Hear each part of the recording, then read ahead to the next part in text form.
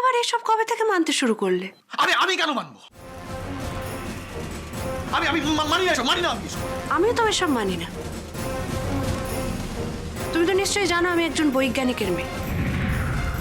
আমিও এসব কুসংস্কার মানি না। দেখো ছোট বৌদি ভাই, আমি কিন্তু তোমাদের ভালোর জন্যই বলছি, মানে তোমাদের মঙ্গলের কথা ভেবেই বলছি। ভালোর কথা ভেবে বলছো? মঙ্গলের কথা ভেবে বলছো? তা কবে থেকে আমাদের ভালোর কথা তুমি ভাবতে শুরু করলে বাবা? না মানে এর আগে তো কখনো ভালোর কথা ভাবোনি, সবসময় খারাপের কথাই ভেবেছো। তা আজ হঠাৎ কি হলো? সূর্য কোন দিকে উঠলো? এভাবে বলছিস কেন আলো? বাবান তো ঠিক কথাই বলছে। আচ্ছা তুই বুঝছিস না কেন? হতেও তো পারে যে বাবান সত্যি সত্যি শুধরে গেছে। এটাও তো হতে পারে যে বাবান সত্যি সত্যি তোদের ভালো চায়। তুমিও তো আমাদের ভালো চাও কাকিমণি, আমি জানি। এই বাবান যতই তোমার সাময়িকভাবে ব্রেন ওয়াশ করে থাকুক না কেন, তুমি আমাকে ভালোবাসো। তুমি আকাশকে নিজের ছেলের মতোই ভালোবাসো। তাই আমি চাই তুমি আমাদের বিয়েতে থাকো কাকিমণি।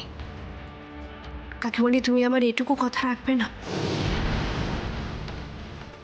ধরে নাও না, তোমার উপস্থিতিটাই আমাদের বিয়ের সব থেকে বড় গিফট। Please কাকিমণি, please. ঠিক আছে, ঠিক আছে। না মা, খবরদার না। বাবান তুই আমার কথা শোন। এরকম করছিস কেন? এরকম অবুঝ হচ্ছিস কেন? আমার কথা শোন লক্ষ্মী বাবা আমার। আজকে আলো আর আকাশের বিয়ের দিন, একটা শুভ দিন। দেখ মেয়েটা আমাকে ডাকতে এসেছে, বিয়ের মণ্ডপ ছেড়ে বিয়ে ছেড়ে আমাকে নিজে ডাকতে এসেছে। এই সময় আমি কি করে ওকে ফিরিয়ে দিই বলতো? কি করে মুখ ফিরিয়ে নিই ওর দিক থেকে? আমাকে যেতে দে বাবান, 10টা মিনিটের জন্য যেতে দে। দেখবি তুই ঘড়ি মেলাবি, আমি 10 মিনিট পর চলে আসবো। একটুর জন্য আমাকে ছাড় বাবা। আরে কি মুশকিল, আমি কেন বোঝাতে পারছি না তোমাকে? তুমি যাবে না তোমার কাছে এখন ওই আলো সেনগুপ্ত বেশি ইম্পর্টেন্ট আমার থেকে, তাই না? তোমার নিজের ছেলের থেকে ওই আলো সেনগুপ্ত তোমার কাছে বেশি আপন, বেশি ইম্পর্টেন্ট। বাবান তুই এরকম জেদ করছিস কেন বলতো? কেন করছিস এরকম জেদ? কেন আমি তোকে বোঝাতে পারছি না?